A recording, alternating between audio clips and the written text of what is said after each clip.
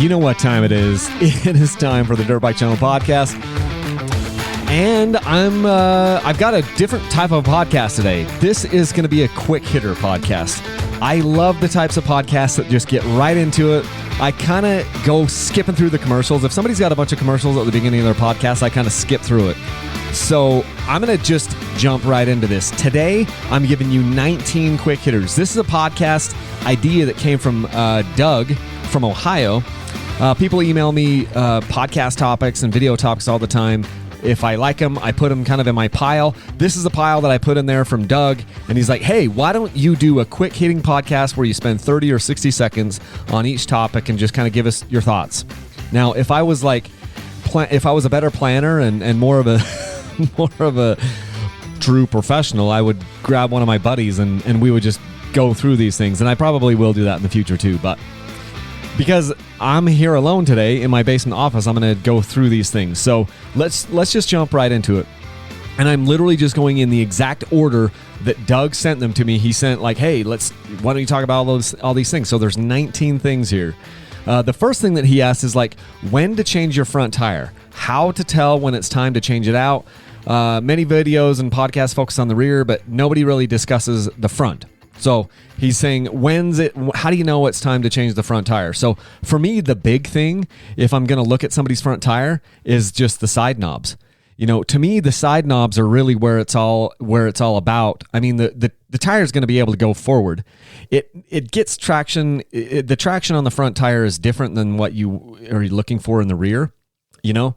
But for me, I'm just looking for any like breakdown or, you know, chunking of the knobs. And if there are any side knobs that are starting to break off or starting to peel away, man, the tire is done for me. And honestly, I don't think I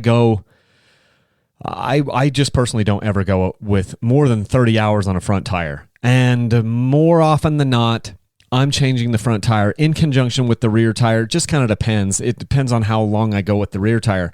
But as many of you know, I'm a super fan of the gummy rear tires. And so that means I'm usually only going between 15 and 25 hours on the rear tire.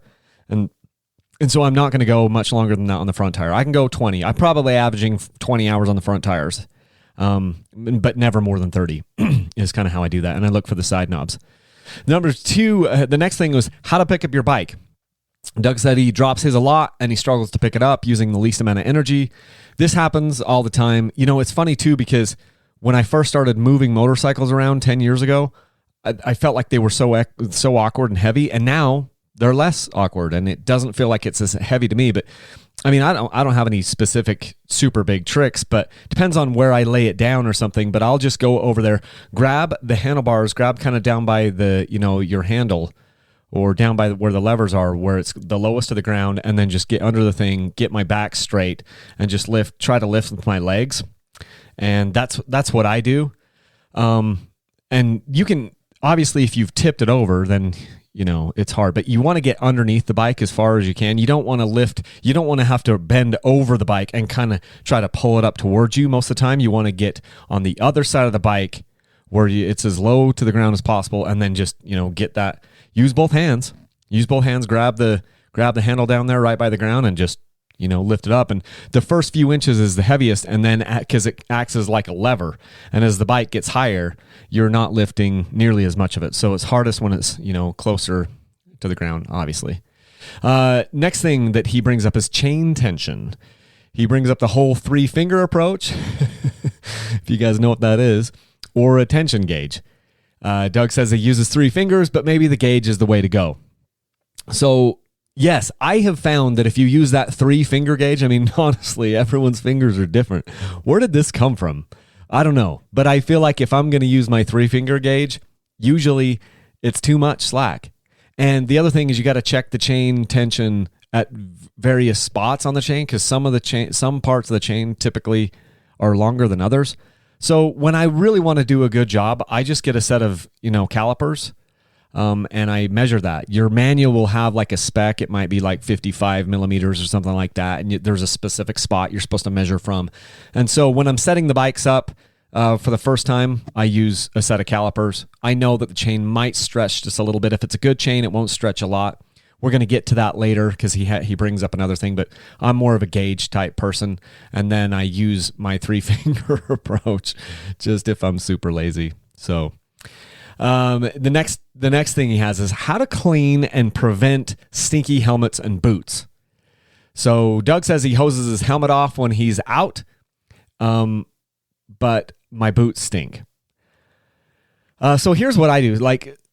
First off, I use 2 different helmets. Typically speaking, I have 2 helmets that I kind of rotate through, and that helps. I know that's expensive, and I know not everyone can do that, but then I've got a backup helmet all the time, because sometimes something might happen to your helmet. You might leave it at home, or it might get dropped, or you might break it, or, you have a really good get off or something, and I don't want to be without a helmet. So I try to have 2. In fact, I have more than 2 that I could ride, but I have 2 main helmets that I use, and that really helps. And then I just tear the helmet apart. You take the inner padding out of the helmet a couple times a year and just clean that with soap and water right in my sink. I don't put them through the wash.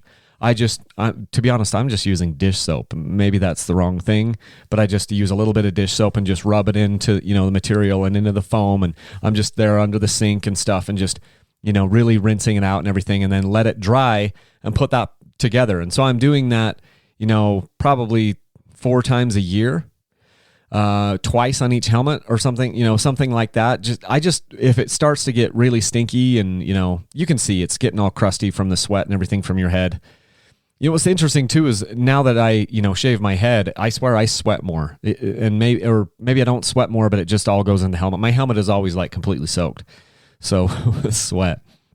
But I'm just doing that, a couple times a year. I don't have a deodorizer that I use on the helmet, but I do use that for the boots. So I have a product that I buy I think I'm buying it on Amazon. It is called, and I looked it up here before I did the podcast.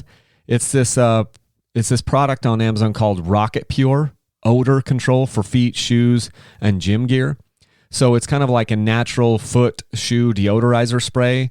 It's peppermint and eucalyptus. You just spray, go shake the thing up a little bit and go spritz inside your boots, and it makes them smell, like peppermint. It really just fights the I guess the bacteria or whatever that are making that bad smell. And so I really like that stuff. It's I'm looking at it right now. It's $12.90 on Amazon. Free shipping. It's Prime. Again, it's by Rocket Pure. So it's kind of like a little white bottle, comes in a 4-ounce bottle. And I'm not, my feet usually don't stink a lot. Some boots are worse than others. I feel like my Fox boots were always bad. I don't know why, just the materials that they use in there, whereas my Garnets and my CDs haven't been as bad. But yeah, that Rocket Pure stuff is something that I use, and I think that would help if you want to check that stuff out. So if you need links for this, you can always email me and I can send you these links. And by the way, speaking of links, hey, I'm a little over 8 minutes into this. I can do a little commercial for myself now. If you want to support Dirt Bike Channel, one of the best ways that you can do it, and it doesn't cost you anything, is to use my links for Rocky Mountain ATV and Motorsport and Amazon. I have links for Amazon. You can buy this Rocket Pure and I can send you a link. But I have links over on my website, dirtbikechannel.com. If you go to the links section, there's all kinds of links in there. You can, bookmark those for Rocky Mountain ATV, Motorsport, Amazon, and that really, really helps me out. Doesn't cost you a single thing. It only helps me. And so I feel really good about that. So use my links for Rocky Mountain ATV. Also, if you're listening to this before June 30th of this year in 2021, I've got 3 motorcycles I'm giving away. So have you entered to win those motorcycles? If you haven't, go to my website, dirtbikechannel.com. You can pick yourself up some gear. You can subscribe to my SMS list. You can send in a postcard because, of course, no purchase is necessary to win these machines. But there's 3 motorcycles up for grabs: Kawasaki KX250X, KTM 125XC, and a KTM 1290 Super Adventure S. So a big old awesome, street bike, adventure bike, but mostly street bike. And so yeah, that's my plug there. So next question is, how often should I really change my oil?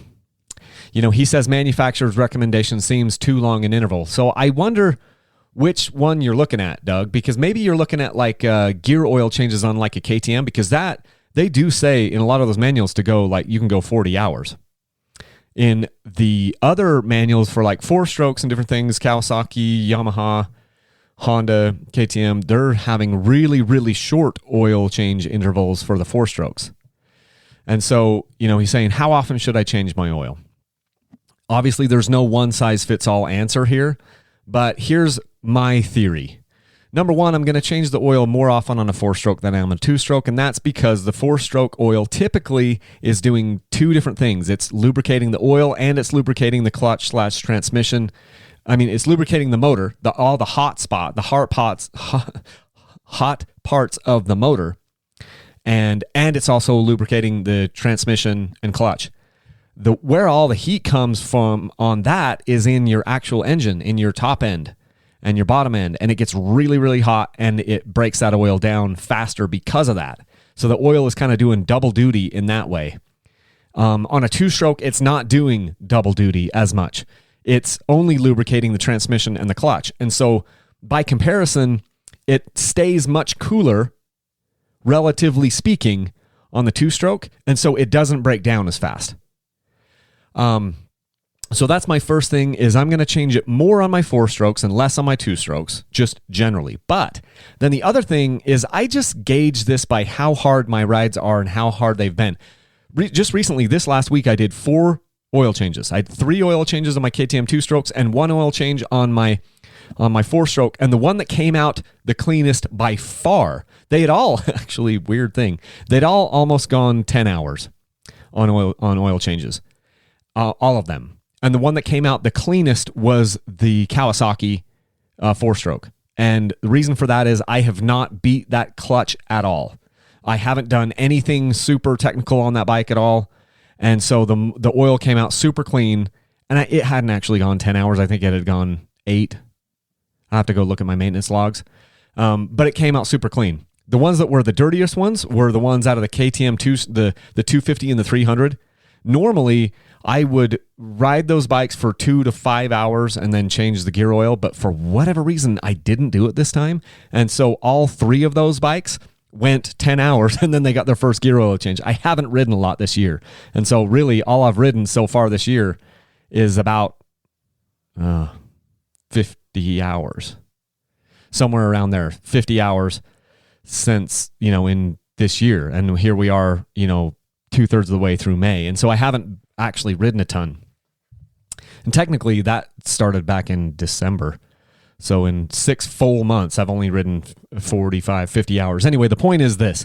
I'm splitting time on all these bikes. And so typically I would go on a 2-stroke. I would go anywhere from 2 hours to 5 hours when it's brand new. And then I would just change it right then. And then I kind of start a clock in my head, keep track of the rides.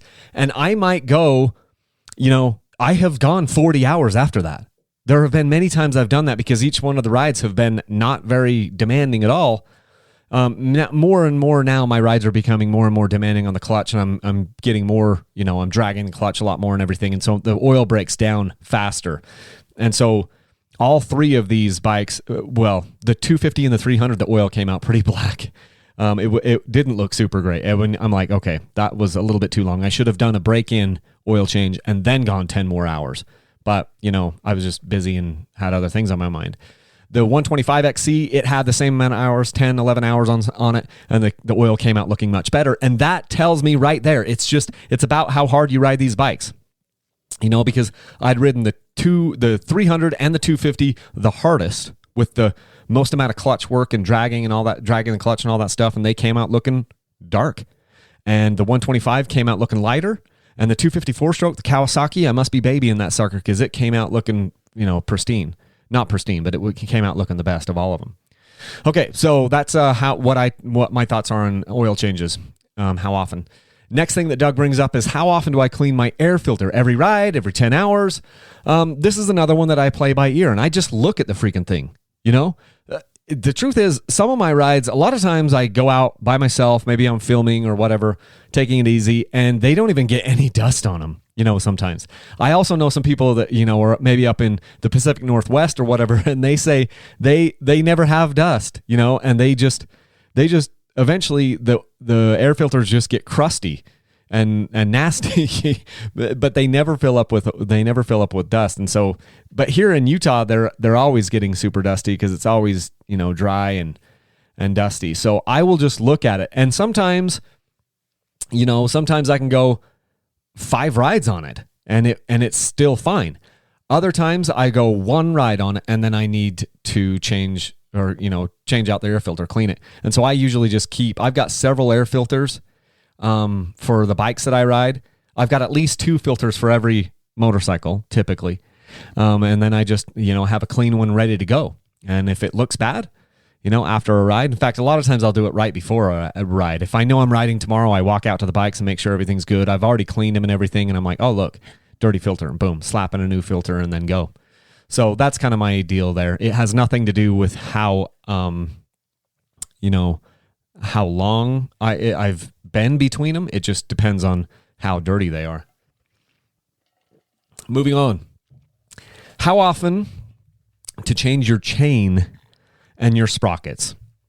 So the thing I would say here is that I've said this before. Mechanics have told me this, and, old-time dirt bike people have told me this, and I think it's probably true. It's best to change your sprockets and your chain together, all 3 of them, front sprocket, rear sprocket, chain. Best practice would be to change them all together. Now, I don't do that all the time because sometimes I'm changing sprockets to see if I can, find a sweet spot in gearing. Oftentimes, though, I find that I end up back to stock because for whatever thing I gained from either, going smaller or bigger, I gave something else up on the other side. And as it turns out, typically these companies are doing a lot of R&D with these things. And they're like, this will probably fit the widest variety of people over the widest variety of terrain. And so I usually end up back at stock, to be honest. But the question is, how often do you change your sprockets? So if you have a good O-ring chain, I think you can typically go 100 hours on that chain. If you keep it clean, you don't have to throw a bunch of chain lube on there, but you just keep it clean. If you want to put some 80-90 gear oil on that thing, I just try to keep them dang clean and keep them from rusting. I can do that with WD-40. I can do that with a little 80-90 gear oil. And you can typically go right around 100 hours. I've done it several times. If you have a really crappy chain, it's not going to last you long at all. I mean, I'll give you an example. My KX250X, it came with a really, really crappy chain, and I only got about 3-4 hours out of that thing. It was stretching so much that I replaced it. It was somewhere between 2 and 4 hours. It was the worst chain I've had on a motorcycle yet on that Kawasaki. And so it was super crappy, and I changed it inside of 5 hours. But that's not normal. I think most of the other dirt bikes are coming with decent chains on them. The KTMs all come with good chains. My Yamahas have come with good chains. So I don't know what was going on with that Kawasaki. They put a really, really crappy, cheap chain on it, and it didn't last at all. If you get a good sprocket, and I mean, they have all types of sprockets where they've got, the aluminum ones that have steel on the outside, super nice sprockets that can go a long time. To be completely honest, sprockets aren't that much money. It's like $8, $10, $12 for a front sprocket, and $30 to $50 for a rear sprocket, and $60, $75, $100 tops on the chain. I mean, you can swap all of these parts out for $150, which I think is pretty cheap. And even if you had to change it every 50 hours, that's actually pretty cheap maintenance. And I think you can go longer than that, up to 100 hours for sure. Just look at your teeth on the sprockets, and if it starts to get cupped out in any way, if any of those teeth are not looking symmetrical from one side to the next, it's time to change them, and so you can go do that. Next thing up here was engine ice versus regular antifreeze. Which is best or worth the expense? So here for me, in my very unscientific tests, I feel like, and the main way that I'm just checking this is I have the digital, fans, the radiator fans that have the digital readout on them. That's typically the only way that I have to gauge this. It does seem like to me that the engine ice product, it's an antifreeze product. It does seem like to me it does keep the engine a couple degrees cooler than you would with regular antifreeze. I've never put, the other thing is what about water? I don't ever just put straight water in there. I mean, I live in too cold of an environment. I don't want to have to be wondering or worrying about this. But yeah, the engine ice I've found really good. There is another antifreeze that I'm not going to mention here that some people have said, oh, this is amazing, and it keeps your engine way, way, way cooler. Or it just, what it does is it doesn't boil for... It has like a really high boiling point. I don't want to drag them through the mud here or anything, but maybe you guys know what I'm talking about. I've had several people tell me that is not good for your motor because, okay, so it doesn't boil, but your motor's still getting way hotter and you don't even know, and so you can end up pushing the motor too hard. By the time the bike is overheating and pushing coolant out, you should probably give it a rest. That's just my little thought on that.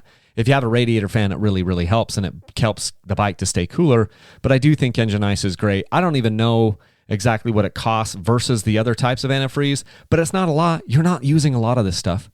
And so I'm not spending a crap ton of money on like auto clutches and left-hand brakes and a billion other things that you can put on these bikes. And so I'm saving a ton of money that I can put towards gas and tires and a little bit of engine ice. And I think that is the better way to go. Next thing up is what maintenance is typically overdone or done too often. Now, I spent just a couple minutes thinking about this, and the only thing that really came to mind of a maintenance item that people are doing too often, and we'll go to the flip side of this, because he also asked what is not done enough. But what do I think is something that gets done too often? I often hear about people coming over to 2-strokes because they've been on 4-strokes, and then they do their oil or their gear oil changes at the same types of intervals. And a lot of guys out there are really staying on top of things where they'll change their engine oil after every ride, or let's just say every 2 engine hours, maybe up to 5 engine hours on their 4-stroke. And they were very diligent at that and did it a lot. And a lot of those people, they'll come over to their a 2-stroke first one, and they are doing their gear oil changes at the same intervals as they did on the 4-strokes. And while you're not hurting anything, I just kind of think you're throwing your money away. I think it's total overkill. I do, at least, especially the way that I'm riding with the types of rides that we're doing and stuff. If you see it, even if you do like crazy, super gnarly ride, I mean, you can go more than 2 hours or 3 or 4 hours on that oil. And so I think that's the one thing that I could think of that gets overdone is if people come over from a 4-stroke to the 2-stroke land and they decide to do the same types of intervals there. I think that's too much. Not going to hurt anything, but that was the question. So then the follow-up to it is what maintenance is typically underdone or also not done enough. So this one, I'm pretty passionate. I've got a few things here, but I want to talk about this one first. Tires. They are not done enough. People run tires way too long. I'll be driving down the freeway and I'm looking at motorcycles everywhere. And I often see a dirt bike or 2 dirt bikes in the back of a truck, and the tire is like they're running them too long. Everything is completely worn down. Now, sometimes my tires don't look that great because they're gummy tires. But hey, if you've got a gummy tire, and I can pretty much tell which ones are the gummy tires, and so I'm not gonna fault a guy for having a gummy tire that like is worn down a lot. But by the time it gets bald, dude, it's time to change it. And if you got a regular compound tire, it doesn't have to get anywhere near bald, and the thing is not performing. It sucks.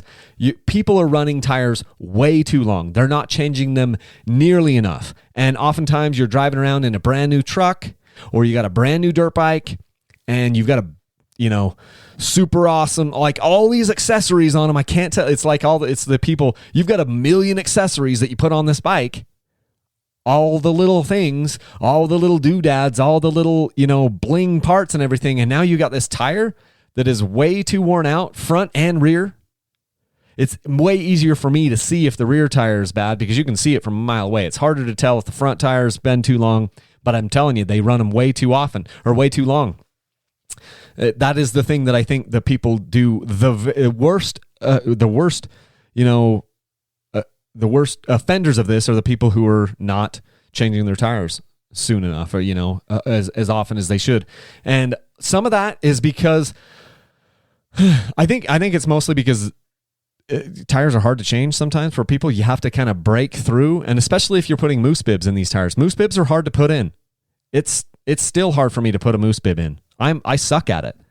And I've got to get some more training on that.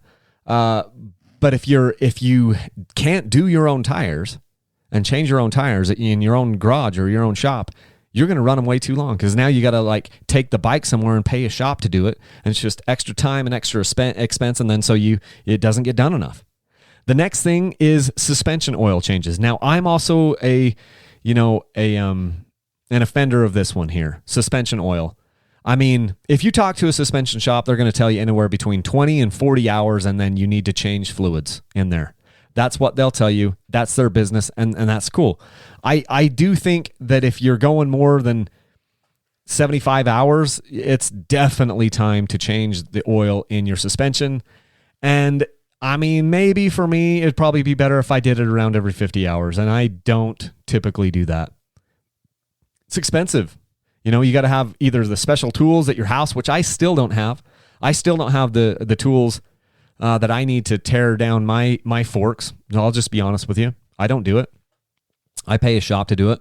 I like to take my suspension down to Moto Experts and have those guys do them, But you find somebody local to you and make sure they're not going to take you for a ride and say, hey, I just want my suspension service, new seals and new oil.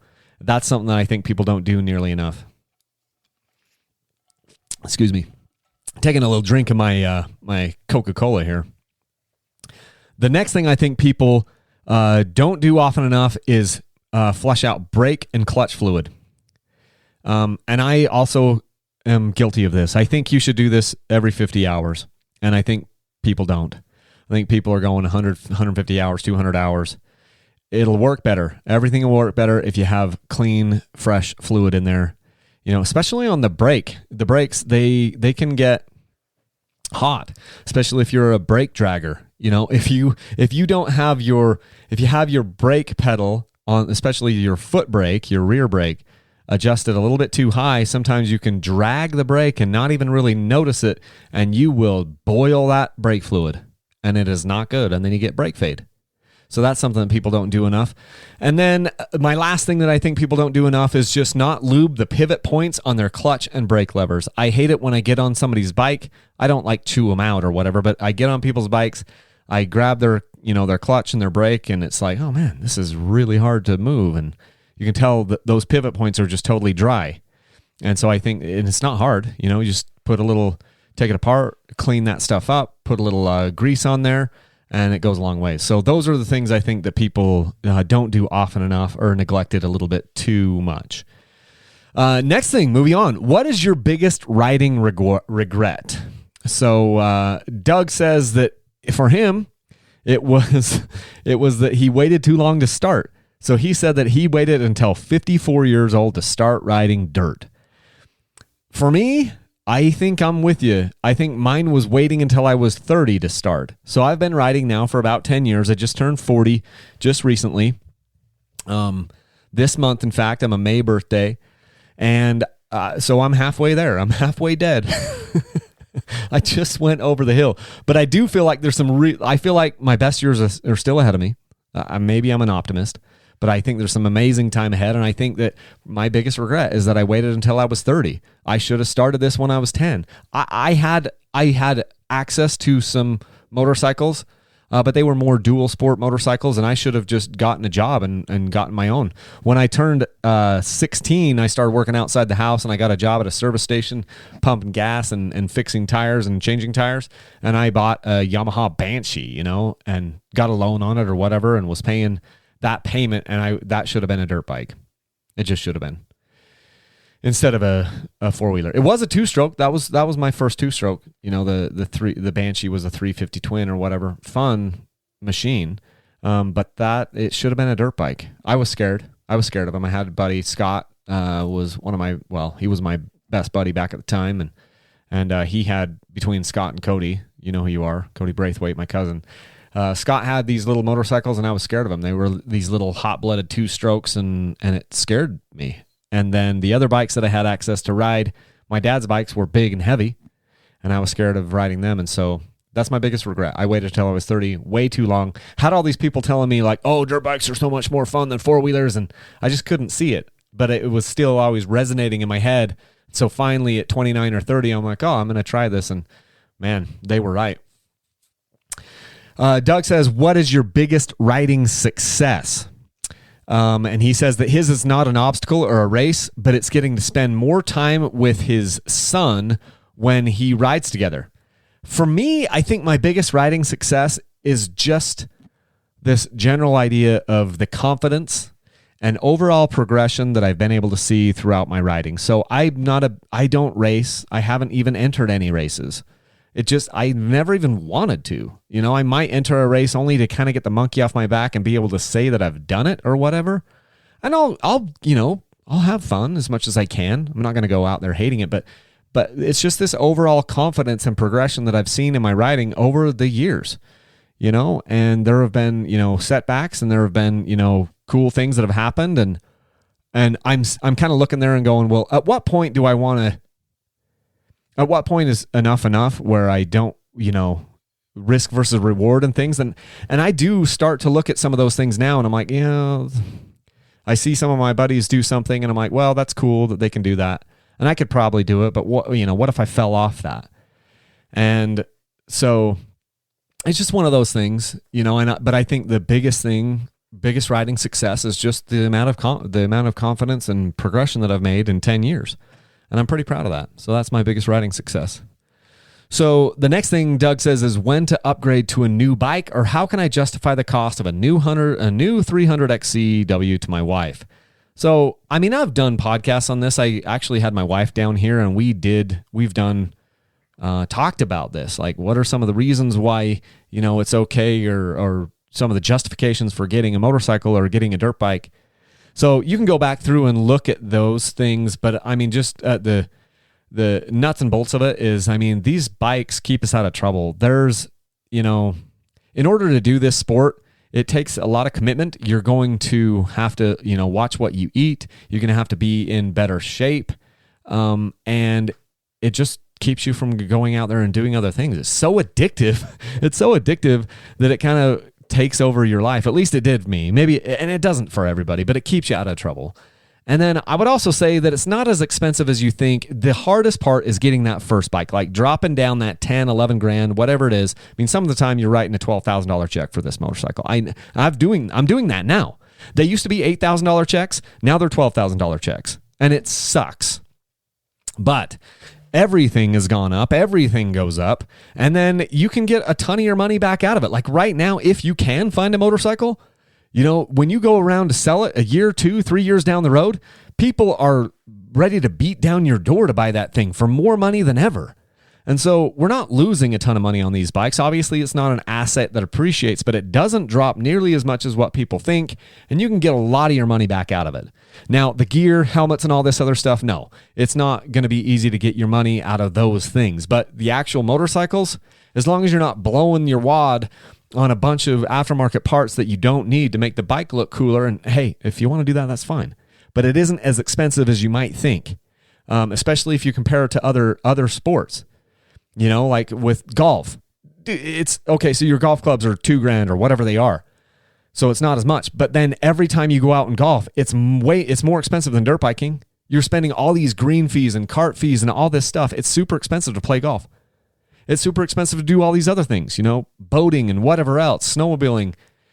This is an expensive sport, but it isn't that, once you get to, a point in your life where you have a little bit of a disposable income, it's cheaper than razors, Oh my gosh. Don't get me started on that. Anyway, so it's not as expensive as you think, and it really can help you as a man, help you get in shape, help you all stay out of trouble. So those are my thoughts on that. Best or favorite gloves, riding gloves, protection versus feel. I am more of a guy that I side more on the feel versus protection. That's just me. I feel like if I get a lot of like protective things over my knuckles, it just, on the gloves, like they have different things. And maybe there's a cool one out there that I haven't tried yet. I'm sure there is some great protective glove, but it just kind of hurts my hands. After a while, my hands start to ache. And sometimes it cuts circulation off or something, and I just don't love it. And so I like a really thin glove with not a whole lot on them. And more, I mean, I don't even like to have like Velcro. I've got all types of different gloves, but I kind of like a glove that you just pull on and it fits on your hand, really thin. I'm actually having these gloves made, and very, very soon I should have them up on my website, dirtbikechannel.com. I think they're coming now, and just kind of patterning it off of a really simple design that I like. And yeah, so I bought a bunch of gloves. And if you guys don't buy those gloves, guess what? I'll never need to buy another set of gloves the entire time, because I had to have several hundred of them, several hundred pairs made. And so, yeah, my favorite gloves are like less is more on gloves for me for riding. You know, you want obviously you want a little bit of protection, but just that extra layer of, you know, fabric, and then the leather on the palms, that's all I really need, you know. So the next thing is, how long do you plan to ride? And Doug says that he is planning to ride until, what does he say? My plan is until I can no longer swing a leg over the bike. So here's my thought on that one. I think, Doug, that if we continue to like take care of our bodies and to continue to be active and move stuff around, I have ridden with guys that are like 85. I think he was. I went on a ride once, and I think I had like a 75-year-old and an 80-year-old, 82, 85. I can't remember exactly. But the guy was super fast. And the point is, if you stay active, you can still do this. You know, and so my plan is to ride until I'm at least 80, and I also plan on dying right around that time. I say it to my wife all the time. I'm like, I don't want to live past 80.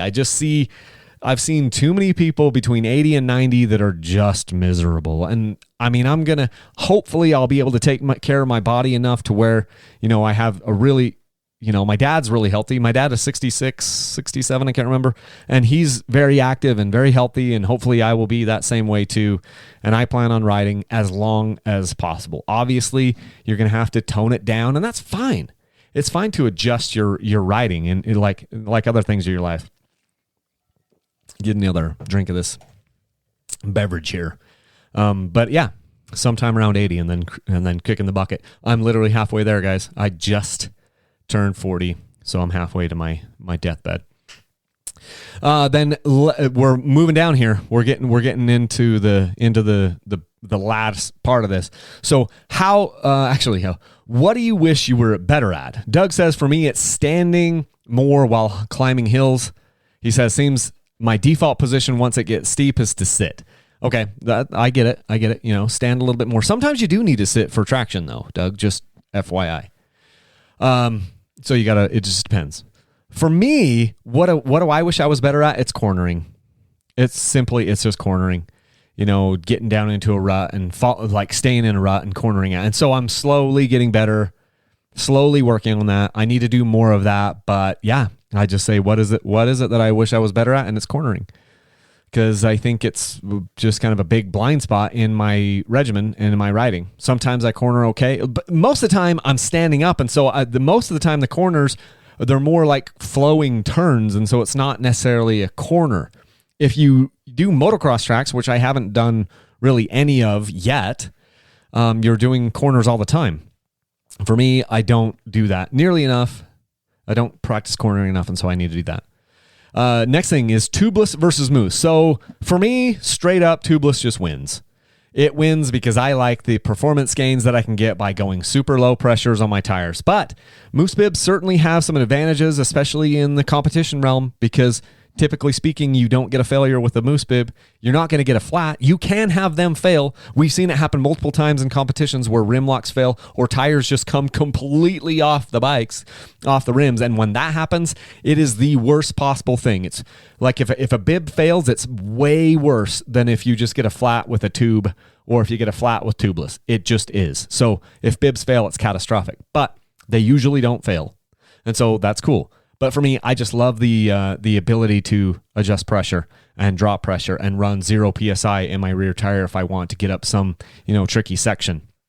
I like that flexibility. And since I am not being paid to ride motorcycles where I have to pay to get on some podium or whatever, I run tubeless. If my livelihood depended on me, or if my ego depended on me podiuming, like getting some result at the end of some race, or at the end of some season, then yeah, I probably would run mooses, because at least then, you're probably not going to have a failure. But for me, tubeless is the way to go. I'm a hobbyist, so it works for me. Second to last thing, if it wasn't dirt biking, what would it be? And Doug says, for me, cycling more. So he would do cycling. For me, Doug, there's a lot of things, but the two things that pop up into my head, the first, or shooting guns more, or flying airplanes. I at some point I would like to get back into my flying. It was my first love, so to speak. But yeah, so I'd probably be shooting guns more, or flying airplanes. Maybe I would be a part owner in an airplane. That's expensive. Makes dirt bikes seem really cheap if you've ever looked at the cost. It's not just buying an airplane. It's the cost of ownership and the running and the maintenance and all that stuff. It's just insane expensive. So yeah. And then last one, Doug, and he's from Ohio, and he says, ever plan to come east and ride our muck, roots, clay, and mud? And the answer is yep. Yeah. Ideally, I would like to ride all over this nation. And then bucket list that I haven't really put down as a bucket list thing, but it's just kind of in the back of my mind, is I would like to ride on motorcycles on 6 out of the 7 continents. I don't have to ride down in Antarctica, but I would like to ride, everywhere. I'd like to ride in Canada. I'd like to ride in Alaska. I would like to ride in South America, Argentina. I'd like to ride in Africa. I would like to ride in Europe and Asia and everywhere. I would like to at least put a few miles all over the earth. That would be cool. I'm really spoiled though, because here in the Western United States, we have some of the best riding in the entire world and a lot of variety. And I know that because I get emails and comments about it all the time from all over the world. It doesn't matter. I get messages from guys in Israel, or I get messages from guys in Japan or Hawaii, or, Massachusetts, New York, Florida, Georgia, Ohio. I get messages from all over saying like, man, I wish I could have, do some of the riding that you guys do there in Utah. And we're pretty blessed out here in the Western United States for some of the terrain that we have. So yes, I would like to come ride Ohio at some point. I would like to ride the Northeast. I'd like to ride the Southwest. I'd like to ride the Deep South. Lots of cool places. Like to ride along the ocean. I'd like to ride in Mexico. A lot of places I'd like to go, and eventually I will. So those, but gotta, take it one step at a time there. So anyway, I hope you like this quick hitter podcast, and thanks, Doug, for emailing me and telling me like, hey, here's some topics for you. If you have topics that you want to hear on the podcast, send them over. Send them over to Kyle@dirtbikechannel.com, or send them to customer service at dirtbikechannel.com. Hopefully I'll be hiring an assistant, like a virtual assistant, here really soon. I'm in the process, started the process. I hired a company, a headhunter, to go out there and help me to find an assistant, because I need help. I need to be able to offload things. I need to be able to offload some of these administrative tasks and emails and stuff to somebody who is organized and whatever. If you're listening to this, check your email. If I sent you an email a little bit ago saying, hey, do you want to work with me? Here's how you apply. Because I can't take any of those applications. I've hired a company to help me look for this person, and hopefully it'll be super awesome. And maybe if you're listening to this podcast today on a Saturday afternoon, you've already had my email from a few days ago saying, hey, go here to apply. Anyway, but I didn't say that to try to get you to say, hey, you need to go apply for this, because I'm already kind of we're down the rabbit hole on that, still taking applications. But I hope that it really does help to free up my time to focus on some other things and to just do more content creation. I think that's one of the things I've realized in the last couple weeks is I'm getting ready for kind of a big family trip that we're doing. And so I'm putting a bunch of stuff in the can so it'll come out over the next few weeks. And I've been happier because I've been focused on just, hey, I want to do some content creation. And I think that's where I really want to put my time, is just being creative and making videos, making things like that I can be proud of. Playing with cameras, because cameras were my first love, cameras, and I like the video editing side of it. A lot of times I don't do a ton of really crazy things, but it's fun. So anyway, that's what I have for you guys. Please use my links to Rocky Mountain ATV. You can get those links from my email. You can get those links at my website, dirtbikechannel.com, and make sure you go over there to get entered to win the 3 motorcycles I'm giving away. I'm constantly doing these Dirt Bike Channel sweepstakes so you can get these motorcycles. So, okay, that's what I have for you guys. Hopefully you have a great weekend and leave a single track. Thanks.